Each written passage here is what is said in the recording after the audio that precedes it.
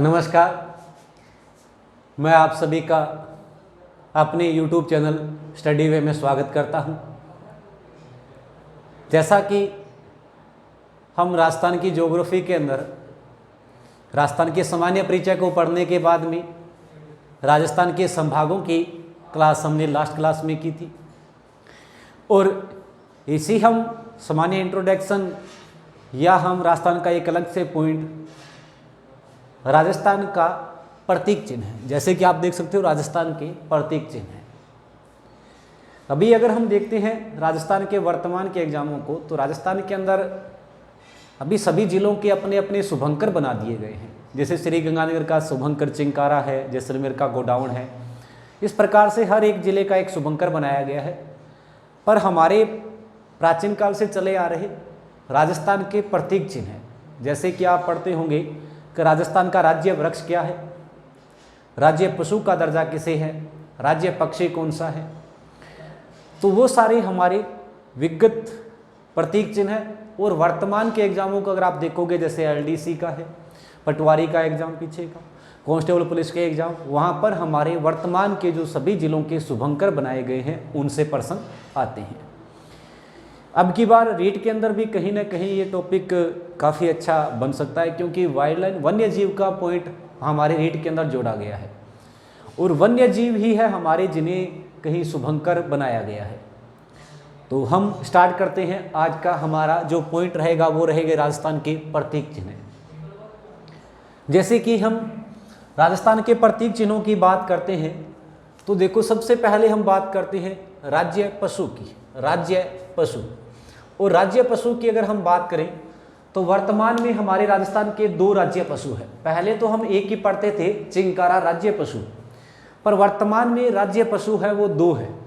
तो हमारे सामने अब दुविधा ये बनी कि सर हमसे प्रश्न पूछ लिया जाए कि राजस्थान का राज्य पशु किसे बनाया गया है। एक तो हमारा क्या हो जाएगा, चिंकारा, और दूसरा हमारा जो राज्य पशु बनाया गया है वो किसे बनाया गया है, ऊंट को बनाया गया है।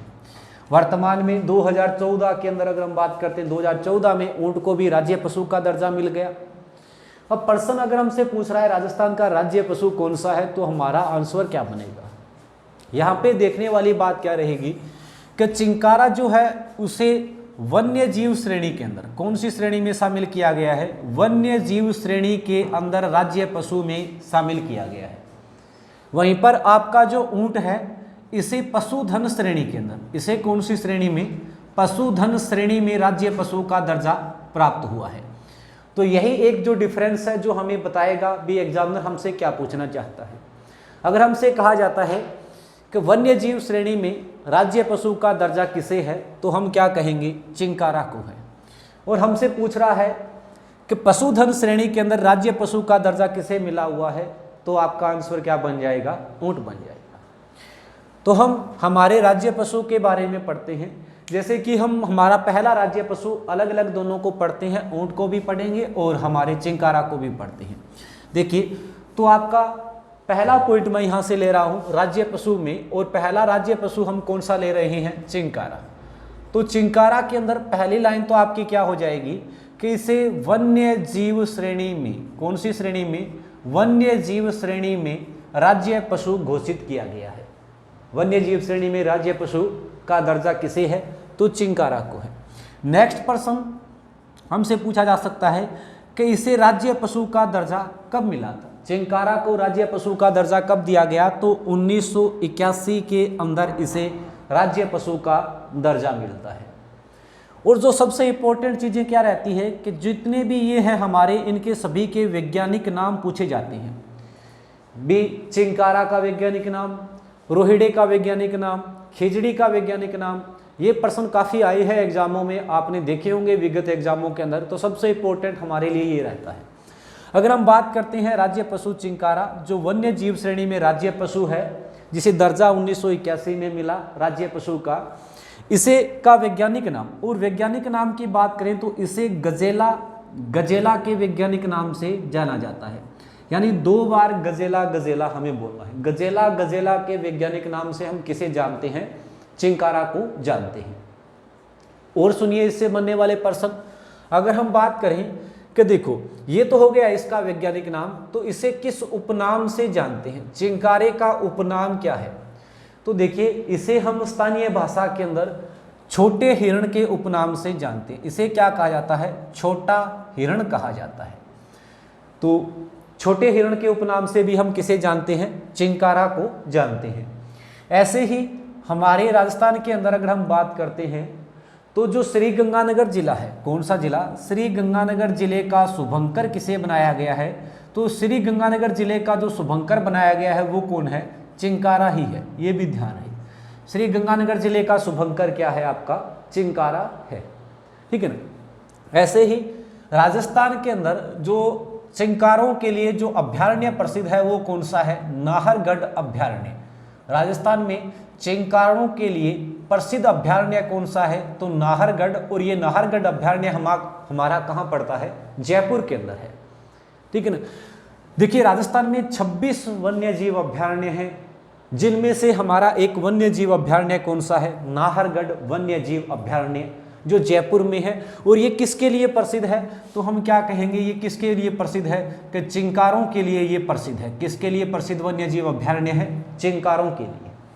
अगर हमसे पूछ ले कि राजस्थान में सर्वाधिक चिंकारे कहाँ देखे जाते हैं, तो आपको जिला जब पूछा जाए तो जिले में आंसर कौन सा हो जाएगा, जोधपुर आंसर हो जाएगा। तो चलो ये चिंकारा से बनने वाले जितने भी आपके प्रश्न हैं उनकी मैंने बात की है। अच्छे से 1 by 1 इसे रिपीट करते हैं, उसके बाद में हम हमारा दूसरा राज्य पशु लेते हैं। देखिएगा राज्य पशु और राज्य पशु दो हैं, एक तो चिंकारा है और एक ऊंट है। चिंकारा आपका कौन सी श्रेणी का राज्य पशु है, तो वन्य जीव श्रेणी का राज्य पशु है। इसे दर्जा कब मिला राज्य पशु का, तो 1981 में दर्जा मिलता है। वैज्ञानिक नाम क्या है, तो इसे हम गजेला के वैज्ञानिक नाम से जानते हैं। वहीं चिंकारे को हम किस उपनाम से जानते हैं, तो इसे कहा जाता है छोटा हिरण। इसे क्या कहते हैं, छोटे हिरण के उपनाम से जानते हैं। तो चिंकारा कौन से जिले का शुभंकर बनाया गया है, मैंने अभी कहा ना 33 जिले हैं और 33 का अपना एक शुभंकर है। और चिंकारा किस जिले का शुभंकर है, श्री गंगानगर जिले का शुभंकर बनाया गया है। वहीं पर राजस्थान में चिंकारों के लिए प्रसिद्ध कोई वन्य जीव अभ्यारण्य है तो वो कौन सा है, वन्य जीव अभ्यारण्य अगर कोई प्रसिद्ध है तो वो कौन सा है आपका, नाहरगढ़ वन्य जीव अभ्यारण्य जयपुर। तो राजस्थान में सर्वाधिक चिंकारे कहाँ देखे जाते हैं, तो राजस्थान में सर्वाधिक चिंकारे देखे जाते हैं कहाँ पर, आपके जोधपुर के अंदर। राजस्थान में सर्वाधिक चिंकारे कहाँ देखे जाते हैं, जोधपुर में। ध्यान रहे यहाँ पर हम नोट और विशेष के रूप में पढ़ सकते हैं एक चीज, कि राजस्थान में चिंकारा नाम से एक तत्ववाद यंत्र भी है। चिंकारा नाम से एक क्या है, तत्ववाद यंत्र भी होता है। वाद्य यंत्रों की आप श्रेणियां पढ़ते हो, 4 प्रकार के वाद्य यंत्र है। जब आप साहित्य एवं कल्चर का अध्ययन करोगे तो आप देखोगे सुशिर वाद्य यंत्र, यानी ऐसे वाद्य यंत्र जिनकी हवा यानी फूंक मारकर हम जो ध्वनि उत्पन्न करते हैं, जैसे आपने देखा होगा बांसुरी को, ठीक है ना। ऐसे वाद्य यंत्र जिनसे तारों से ध्वनि उत्पन्न होती है वो तत्ववाद्य यंत्र कहलाते हैं। ऐसे वाद्य यंत्र जिनके चमड़ा मंडा होता है लकड़ी के ऊपर या किसी खाल के ऊपर चमड़ा मंड देते हैं हम, और पीटने से जिनमें ध्वनि उत्पन्न होती है। और एक ऐसे वाद्य यंत्र जैसे आपने देखा होगा मंदिरों में जाते हो घंटियां लगी होती है, लोहे के बने होती हैं, जो धातु के बने होते हैं।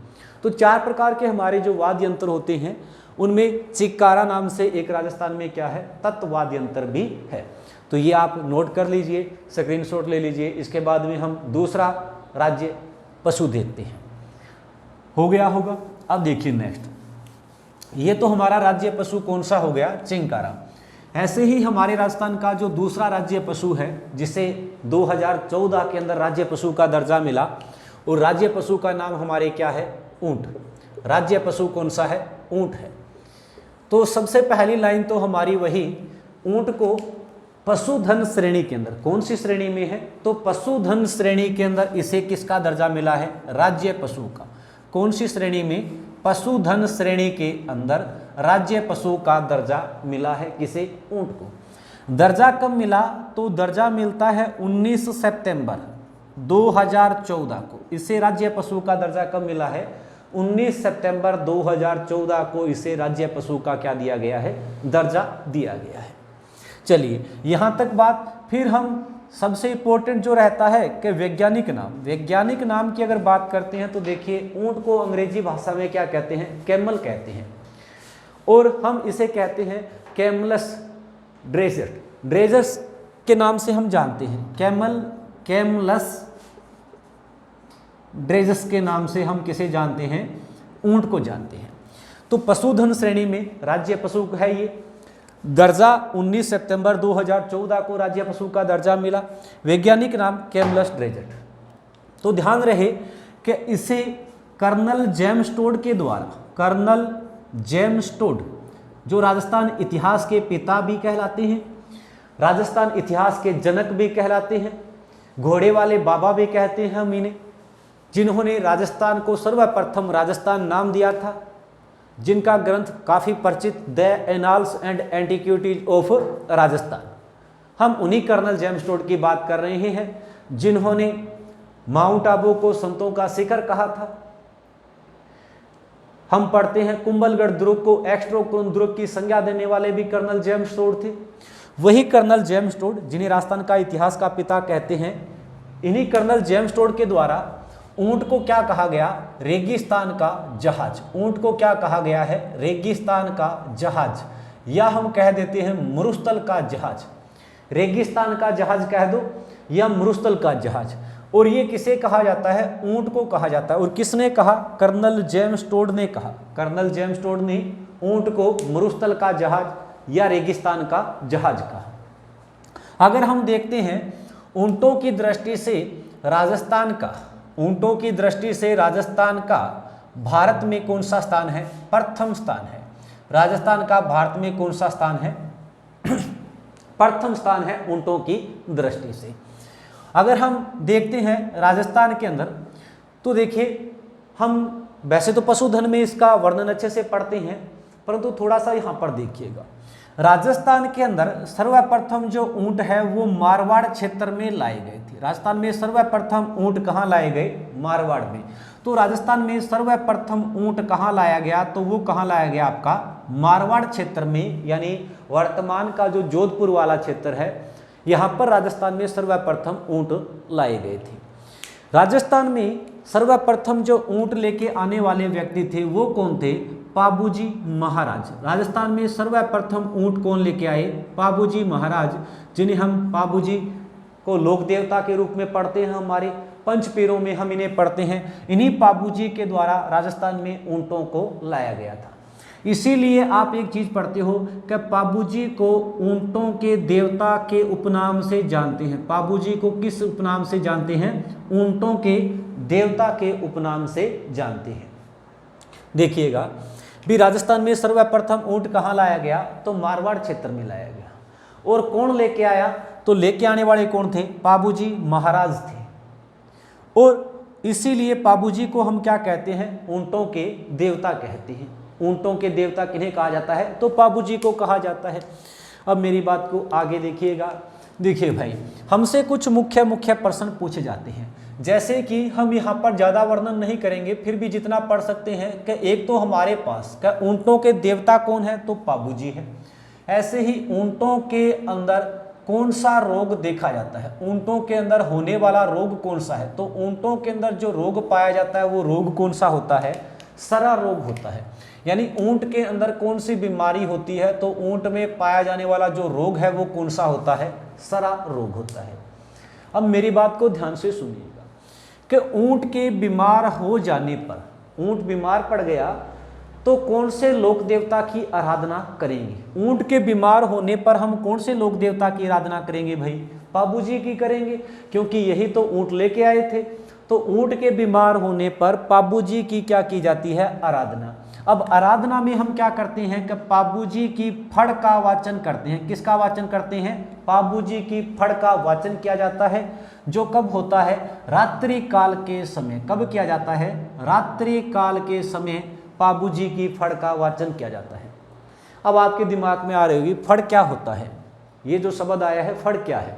तो फड़ क्या है कि कपड़े के ऊपर जब किसी देवता की जीवनी को लिखा जाता है, चित्रों सहित देवता की जीवनी लिखी जाती है, तो वो उनकी क्या कहलाती है? फड़ कहलाती है। और राजस्थान के अंदर जितने भी लोक देवता हैं जिनकी फड़ लिखी गई है, उनमें सबसे लोकप्रिय अगर किसी की फड़ है तो वो किनकी है? पाबूजी की है। सबसे लोकप्रिय फड़ है पाबूजी इनकी। और जब ऊंट बीमार हो जाता है तो ऊंट के बीमार होने पर पाबूजी की फड़ का वाचन किया जाता है। और कब किया जाएगा? रात्रि काल में। एक ध्यान रखना, जब भी कोई फड़ का, किसी भी लोक देवता की फड़ का वाचन किया जाएगा तो वो किसके द्वारा किया जाएगा? भोपा जाति के द्वारा किया जाता है। किसके द्वारा किया जाएगा? फड़ का वाचन करने वाला कौन होगा? तो भोपा होगा। ये ध्यान रखिएगा। ये अलग अलग आप पढ़ते हो, कभी फड़ों के साथ में वाद्य यंत्र का भी प्रयोग किया जाता है। जैसे कि पाबूजी की फड़ का वाचन करते हैं तो रावण हत्ता वाद्य यंत्र लिया जाता है। रेबारी जाति के भोपों के द्वारा फड़ का वाचन होता है। तो जिस भी लोक देवता की फड़ होगी वहां पर वाद्य यंत्र का भी प्रयोग होगा। और हमारे अलग अलग जाति के भोपे आएंगे, कहीं पर रेबारी जाति के, कहीं पर आयर जाति के, कहीं पर नायक जाति के, कहीं पर गुज्जर जाति के। तो इस प्रकार से आप पढ़ते हो। तो ऊंटों के अंदर जो रोग पाया जाता है वो कौन सा है? सरा रोग है। ऊंट बीमार हो गया तो हम कौन से लोक देवता की आराधना करेंगे? पाबूजी की। आराधना कैसे करेंगे सर जी? तो पाबूजी की फड़ का क्या करेंगे? वाचन करेंगे। जो कब होगा? रात्रि काल में। और पाबूजी की फड़ का वाचन करेगा कौन? तो भोपा जाति करेगी। ठीक है जी। अब देखो, इसी प्रकार से कि ऊंटों के गले का आभूषण, कांस्टेबल पुलिस में पूछा भी गया, ऊंटों के गले का आभूषण। तो ऊंट के जो गले का आभूषण है उसे क्या कहा जाता है? गोरबंद कहा जाता है। ऊंट के गले का जो आभूषण होता है वो क्या कहलाता है? गोरबंद कहलाता है। ठीक है ना? तो ध्यान रखिए, ऊंट के गले का आभूषण क्या कहलाएगा? गोरबंद कहलाता है। ऐसे ही हमारा कि ऊंटों का पालन पोषण करने वाली जाति क्या, कौन सी होती है? ऊंटों का पालन पोषण करने वाली जाति, ऊंटों का पालन पोषण करने वाली जाति। और ऊंटों का पालन पोषण करने वाली जो जाति है वो कौन सी होती है? रायका या रेबारी जाति। कौन सी होती है? रायका या रेबारी जाति होती है। रायका या कौन सी? रेबारी जाति के लोग होते हैं। तो यहाँ तक आप कुछ चीज़ें समझ पाए होंगे। इसके बाद में भी हम थोड़ा सा ऊंट से जुड़ी हुई कुछ बातों का और अध्ययन करेंगे। इतना सा मैं एक बार आपके लिए रिपीट कर देता हूँ। पहले आप अपना शॉर्ट स्क्रीन जो भी लेना है वो लीजिए, उसके बाद में मैं रिपीट करता हूँ, फिर हम आगे बढ़ते हैं। देखो भाई, हमारा राज्य पशु एक तो था चिंकारा, दूसरा राज्य पशु कौन सा है? ऊंट है। ऊंट कौन सी श्रेणी का है? तो पशुधन श्रेणी के अंदर राज्य पशु का दर्जा मिला हुआ है। फिर हमने क्या कहा कि इसे राज्य पशु का दर्जा कब मिला? तो 19 सितंबर 2014 को मिला। वैज्ञानिक नाम कैमलस ड्राइसिएट के नाम से भी जानते हैं, अलग अलग मिल जाएगा। कर्नल जेम्स टोड के द्वारा ऊंट को क्या कहा गया? रेगिस्तान का जहाज या मरुस्थल का जहाज। मरुस्थल का जहाज कह दो या रेगिस्तान का जहाज कह दो। अगर बात करें राजस्थान ऊंटों की दृष्टि से भारत में कौन सा स्थान रखता है? तो प्रथम स्थान रखता है। ऊंटों की दृष्टि से भारत में कौन सा स्थान है? प्रथम। राजस्थान में सर्वप्रथम ऊंट कहाँ लाए गए? तो मारवाड़ क्षेत्र में लाए गए, यानी जोधपुर में। राजस्थान में ऊंट लाने वाले, सर्वप्रथम ऊंट लेके आने वाले कौन थे? पाबूजी महाराज थे। पाबूजी जो हमारे लोक देवता हैं उनके द्वारा लाए गए। तो वहीं पर ऊंटों के देवता के रूप में फिर हम किन्हें जानते हैं? पाबूजी को ऊंटों के देवता कहा जाता है। तो ऊंटों के अंदर पाया जाने वाला रोग कौन सा है? सरा रोग है। कौन सा रोग है? सरा रोग। अब ऊंटों में जब रोग हो गया तो हम कौन से लोक देवता की आराधना करेंगे? पाबूजी की। पाबूजी की आराधना में हम उनकी क्या करेंगे? फड़ का वाचन करेंगे। जो कब होती है? रात्रि काल के समय। कौन से वाद्य यंत्र का प्रयोग? तो रावण हत्ता वाद्य यंत्र का प्रयोग। और कौन करता है? तो रेबारी जाति का भोपा पाबूजी की फड़ का वाचन करता है।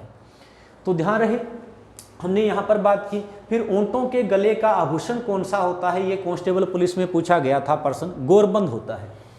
ऊंटों का पालन पोषण करने वाली जाति क्या कहलाती है? तो रायका या रेबारी जाति कहलाती है। ये आपने यहाँ तक नोट किया होगा। अब ऊंटों से जुड़ी हुई कुछ बातें और करते हैं, फिर आगे बढ़ते हैं।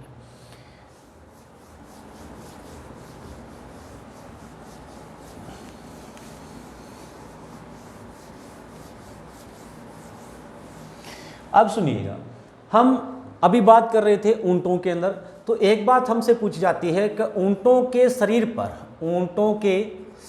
पर या ऊंट की खाल पर, शरीर पर कह दे या खाल पर कह दे, ऊंट के शरीर पर की जाने वाली कला, ऊंट के शरीर पर की जाने वाली कला क्या कहलाती है? की जाने वाली कला।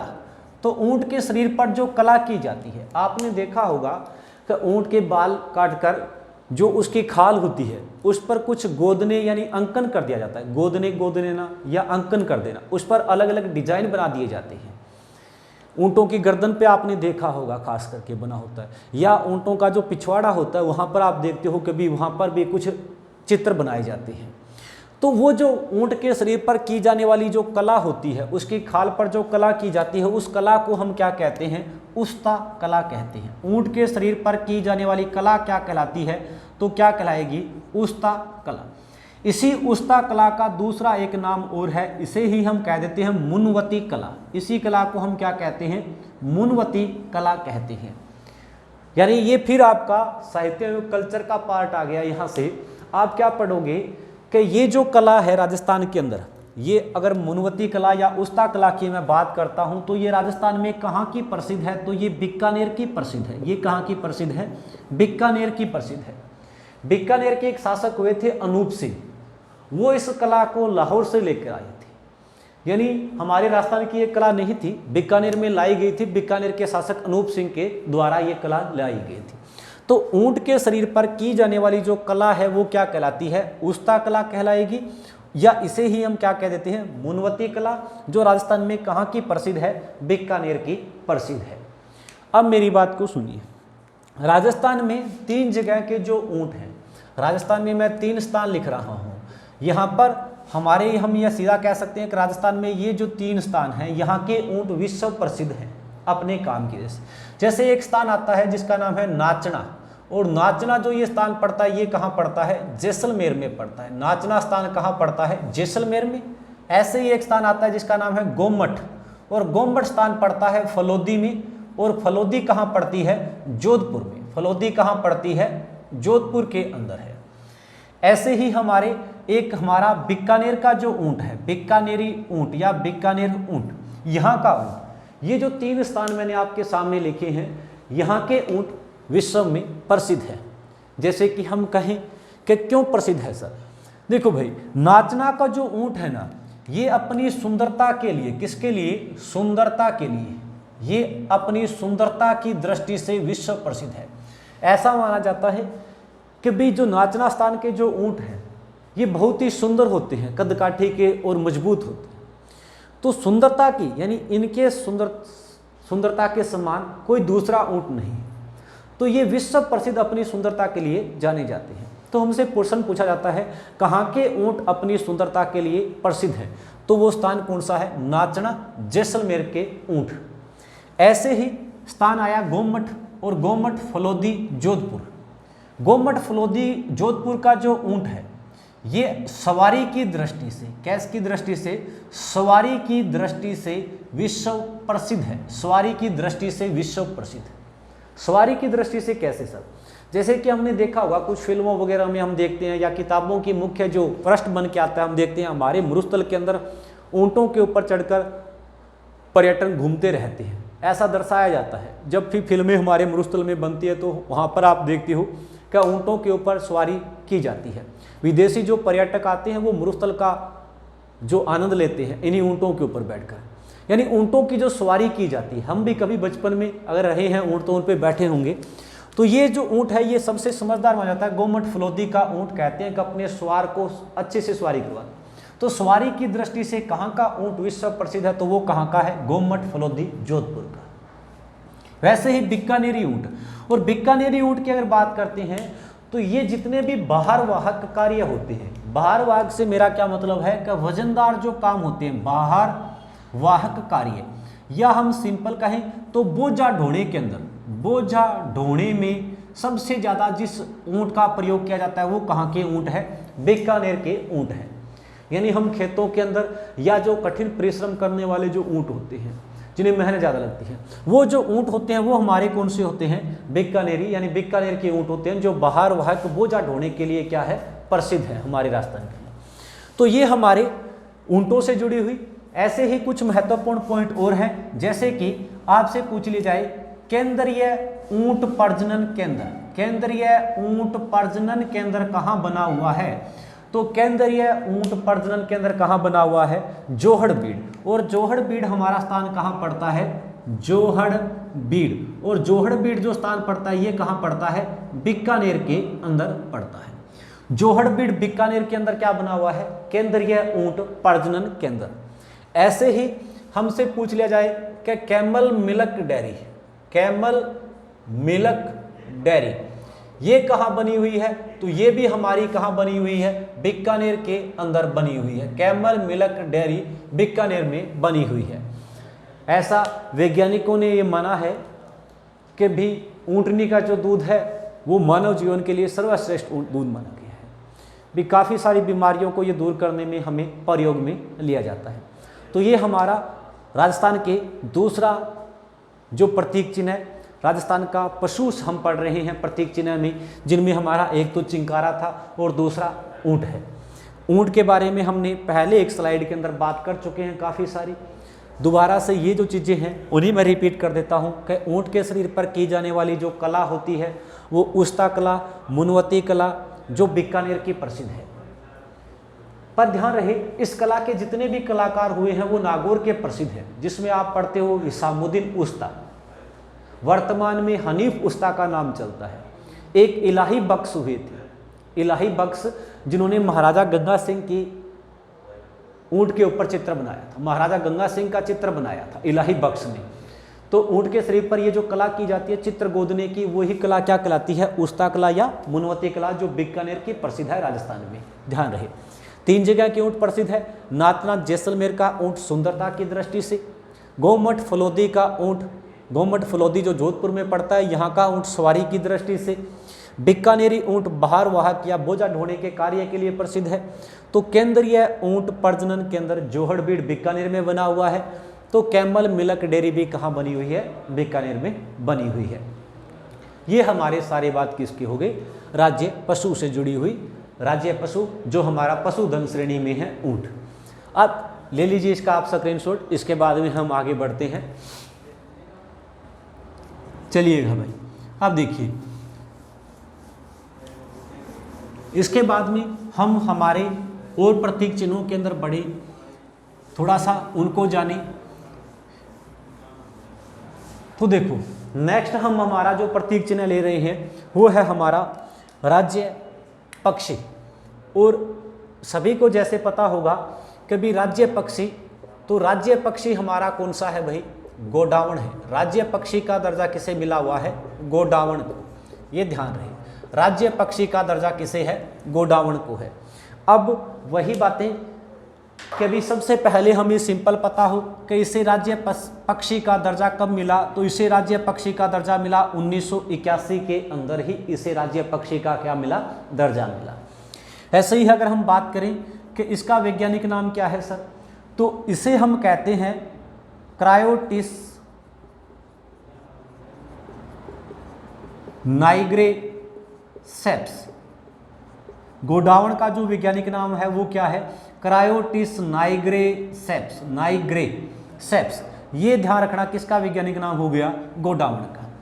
राज्य पक्षी हमारा गोडावण, दर्जा मिला 1981 में। वैज्ञानिक नाम क्या है, क्रायोटिस नाइग्रेसेप्स इसका वैज्ञानिक नाम है। वहीं पर अगर हम बात करें कि इसे हम सोहन चिड़ी, क्या सोहन चिड़ी वह शर्मिला पक्षी, साथ में कौन सा, शर्मिला पक्षी, इसे हम सोहन चिड़ी और शर्मिला पक्षी के उपनाम से जानते हैं। सोहन चिड़ी और शर्मिला पक्षी के उपनाम से भी हम किसे जानते हैं, तो हमारा क्या हो जाएगा, गोडावण हो जाएगा। सिंपल इंट्रोडक्शन गोडावण का। भी राज्य पक्षी कौन सा है, तो गोडावण है। दर्जा कब मिला, 1981 में। वैज्ञानिक नाम क्या है, तो क्रायोटिस नाइग्रेसेप्स है। इसे हम सोहन चिड़ी और शर्मिला पक्षी के उपनाम से भी जानते हैं। अगर हम नेक्स्ट बढ़े तो देखो, अब देखिए के भी उपनाम। इसके बाद में इसे अंग्रेजी भाषा में यानी इंग्लिश भाषा की अगर हम बात करते हैं तो हमारे गोडावण को अंग्रेजी भाषा में ग्रेट इंडियन ब्रस्टड कहा जाता है। क्या कहा जाता है? Great Indian ब्रस्टड। गोडावण को ही अंग्रेजी भाषा में हम क्या कहते हैं? ग्रेट इंडियन ब्रस्टड कहा जाता है ना। तो देखिए इसके बाद में अगर हम बात करें, इसे कुछ अन्य नाम दिए गए हैं। गोडावण को ही कुछ क्या दिए गए हैं? अन्य नाम। और अन्य नामों की मैं अगर बात करूं तो इसे देखो, इसे भी कहा जाता है सारंग कहा जाता है। गोडावण को ही क्या कहते हैं? सारंग। गोडावण को ही हुकना कहा जाता है। गोडावण को सारंग, हुकना, गुदनमेर, गुदनमेर और बड़ा तिलोर सॉरी भाई, इसे ही हम क्या कहते हैं? बड़ा तिलोर। तो ये इसके सामान्य नामों के बारे में है। दोबारा से देख लीजिएगा, राज्य पक्षी हमारा कौन सा है? गोडावण है। राज्य पक्षी का दर्जा कब मिला? तो 1981 में। वैज्ञानिक नाम क्या है? क्रायोटिस नाइग्रेसेप्स। वहीं पर इसे सोहन चिड़ी, गोडावण को ही सोहन चिड़ी और शर्मिला पक्षी के उपनाम से जानते हैं। तो अंग्रेजी भाषा में इसे कहा जाता है ग्रेट इंडियन ब्रस्टड। विदुत सेकंड हेल्पर में पूछा भी गया, गोडावण को अंग्रेजी भाषा में क्या कहते हैं? तो ग्रेट इंडियन ब्रस्टड कहा जाता है। अन्य नामों में इसे सारंग, हुकना, गुदनमेर और बड़ा तिलोर भी कहा जाता है। चलिए इसके बाद में देखिए गोडावण से जुड़ी हुई अन्य महत्वपूर्ण बातें, इसे हम थोड़ा सा अलग से कर देते हैं। अब देखो भाई, देखो गोडावण जो मूल है ना, मूल जो पक्षी है, यानी हम कहें मूलतः ये कहाँ का पक्षी है? तो ये है अफ्रीका का पक्षी। मूलतः ये कहाँ का पक्षी है? अफ्रीका का। गोडावण हमारे भारत के अंदर बात करते हैं तो भारत में राजस्थान के अलावा गुजरात में देखे जाते हैं। कहाँ देखे जाते हैं? राजस्थान के अलावा कहाँ देखा जाता है? गुजरात में। ये मूल पक्षी कहाँ का है? तो अफ्रीका का है। राजस्थान के अलावा भारत में कहाँ देखा जाता है? तो गुजरात में देखा जाता है। ये सिंपल सी थोड़ी सी बातें जानना। ऐसा माना जाता है कि गोडावण की जो हाइट है वो लगभग 4 फीट के करीब मानी गई है। इसका जो प्रिय भोजन है वो मूंगफली, प्रिय भोजन इसका क्या माना गया है? मूंगफली। और मूंगफली के साथ में क्या माना गया है? तारमीरा। मूंगफली और तारमीरा इसका प्रिय भोजन माना जाता है। अगर हम बात करते हैं, देखिए गोडावण का जो प्रजनन काल रहता है, प्रजनन काल का मतलब नए बच्चों को जन्म देना, उसके प्रजनन काल का जो महीना है ये पूछा जाता है हमसे। गोडावण के प्रजनन काल का महीना कब रहता है? तो वही महीना रहता है जब राजस्थान में मानसून प्रत्यावर्तित होता है, यानी अक्टूबर और नवंबर के महीने में गोडावण अपना प्रजनन करता है। और इसी समय राजस्थान के अंदर अक्टूबर और नवंबर में मानसून वापस लौट रहा होता है अपनी वर्षा करके। मानसून का प्रत्यावर्तन कहते हैं हम जिसे, मानसून का वापस लौटना, मानसून का प्रत्यावर्तन। और ये रीट के अंदर पूछा भी गया था, मानसून प्रत्यावर्तन का महीना कौन सा काल रहता है? तो महीने का जो काल रहता है वो रहता है अक्टूबर और नवंबर के महीने का काल रहता है। अब देखो यहाँ पर एक शब्द क्या आया कि गोडावण अपना प्रजनन कब करता है? हमने कहा अक्टूबर नवंबर के महीने में। आपसे प्रश्न पूछ लिया जाएगा कि गोडावण के प्रजनन के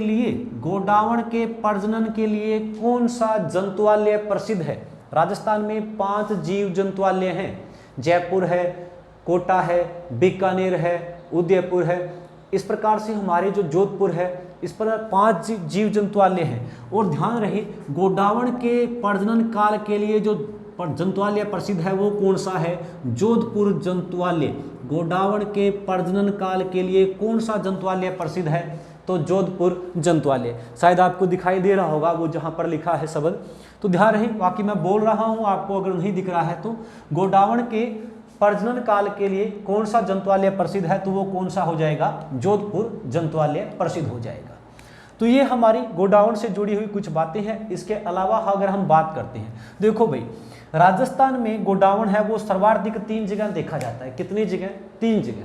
राजस्थान में सर्वाधिक गोडावण की अगर हम बात करते हैं, राजस्थान में गोडावण सर्वाधिक 3 जगह देखे जाते हैं। सर्वाधिक कितनी जगह? 3 जगह।